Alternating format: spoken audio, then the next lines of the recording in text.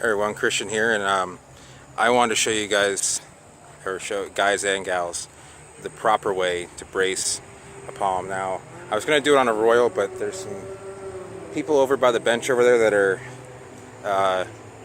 having some fun, so I'm going to just do it on this palmetto here. So you can see this has been trimmed up.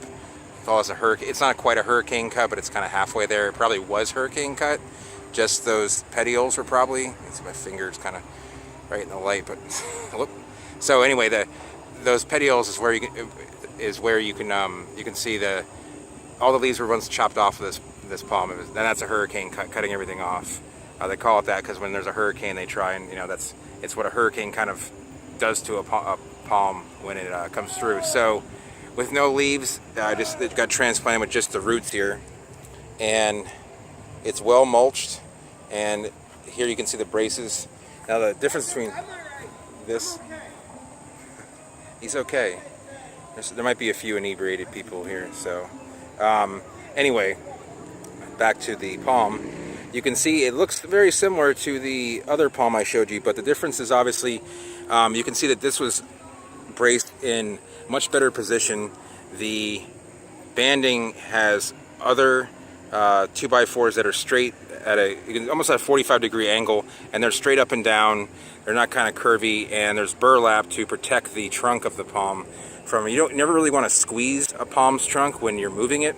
So this is for people that might want to move an entire plant. If you see someone squeezing the trunk, don't do that because you're kind of squishing the middle, which is the living part.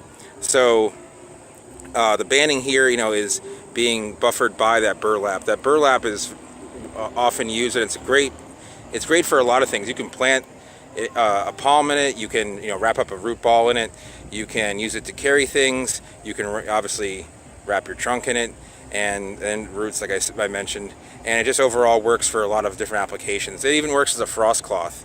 So if you can find the commercial burlap, that's great. But you can see there's other ones here, and it's braced in more than a few areas. I'm not sure if they had more braces here at one point, but maybe they just didn't know where they wanted to put them.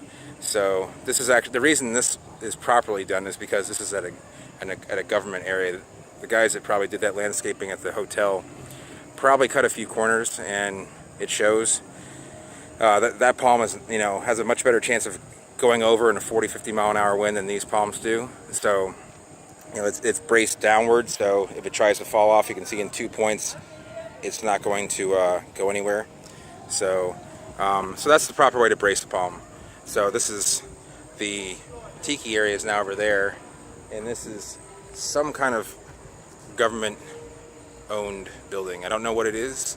It has a long in and a long way in, long way out. It might be a museum that the county set up, that the county built. I'm not really sure, but as I go this way and pan, I notice these are Coeluraphe wrightii that are not doing so well. You can see the leaflets are the crowns are pretty sparse. I'm not sure if these are recently transplanted. That would be the only good reason why they would be that way, because they would have chopped them up, and that may be why. I mean, everything else here is, but they look a little bit too sickly, and they concern me. So maybe we'll be back here and we'll see how they did. But you can see there's a lot of staked palms here, and then over here, and the people on the bench may have left now, but oh well.